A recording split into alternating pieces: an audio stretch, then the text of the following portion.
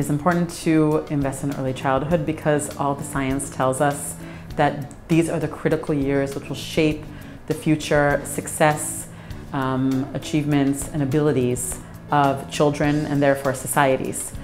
So if we want to improve societies and specifically reduce inequality, then it's really too late to wait until children are older. Often we see more investment in youth programs, or when children are older and there's crime or social problems that politicians pay attention to. But actually, if we start much earlier, in the first 3 or 4 years of life, when the brain is being developed and when the behaviors are being developed and social skills are being developed, then we can really make an impact that will last for the rest of the child's life, and it will be much more cost effective to start in the early years rather than trying to fix things that have happened in the early years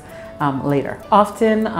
more vulnerable populations live in environments that are less conducive to child development, so either crowded spaces that don't have access to nature or have high levels of air pollution, or often in violent and unsafe areas. And this limits the child's capacity to be able to experience the world, to play, which we know play is one of the key ways of learning and developing in the early years. And it also influences the parent. And we know that the parent and the caregiver is the most important thing in the child's life in the first years. And if the parent is under stress, doesn't have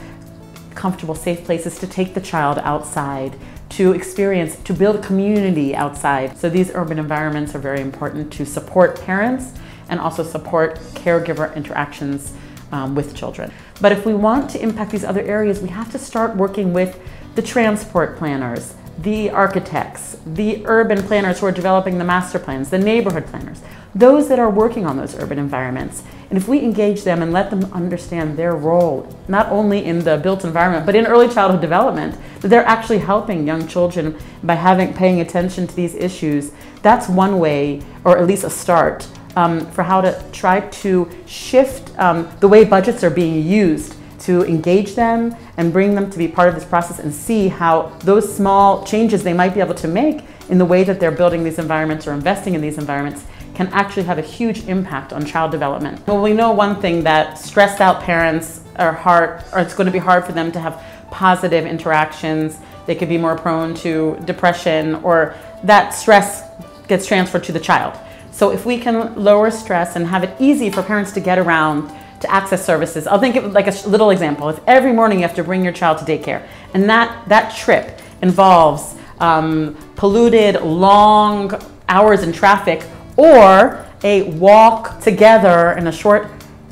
safe path where you can share interactive moments and talk and sing, if that is your experience every day, because you go to daycare every day, that's already having an impact on the way the child experiences their parent, on this short time the parent has with the child in the morning. So these are like small examples, but how the parent experiences the city and how easy it is for them to get around, to be able to go out and relax in public space and meet other parents and get support and think about different tips to help each other, or to leave their child with the parent to go do something. So having this support system for the parent to feel calm and to be available to have those positive quality interactions that we know are so important for brain development.